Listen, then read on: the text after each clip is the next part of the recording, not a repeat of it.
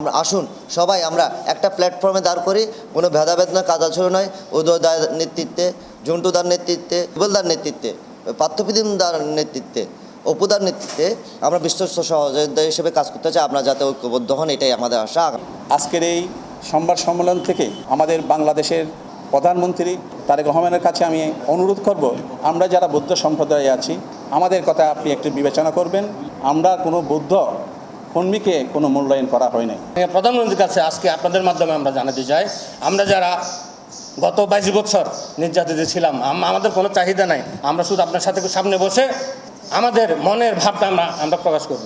চট্টগ্রামের জাতীয়তাবাদী বৌদ্ধ সম্প্রদায়ের ঐক্য ত্যাগী কর্মীর মূল্যায়ন এবং একীভূত প্ল্যাটফর্ম গঠনের লক্ষ্যে জরুরি আহ্বান জানাই সংবাদ সম্মেলন অনুষ্ঠিত হয়ে জুন 19 তারিখ শুক্রবার নগরীর কাজীদের বিএনপি পার্টি অফিস নসিমন ভবনত এই সংবাদ সম্মেলন অনুষ্ঠিত হয়। এই সময় তাদের বক্তব্য হয়, আমরা চাইবো যে ওনাদেরকে বিনীতভাবে আহ্বান জানাবো যে বৌদ্ধ সম্প্রদায়ের যদি রাজনীতি করতে হয়, জাতীয়তাবাদী আসলে যদি রাজনীতি করতে হয়, তাহলে আপনারা একটা প্ল্যাটফর্ম তৈরি করেন।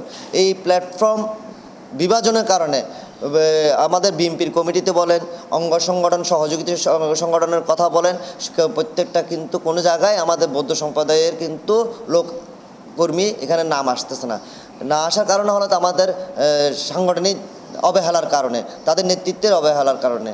আমরা চাচ্ছি যে ওনারা একটা প্ল্যাটফর্মে কাজ করুক, হ্যাঁ, একটা প্ল্যাটফর্মে সবার তার যোগ্যতা অনুসারে কাজ করুক, এটাই আমাদের আশা। আমাদের নেতাও নির্যাতিত, গত পরশু দিন উনি বলেছেন অনেক কমর ভেঙে ফেলছে।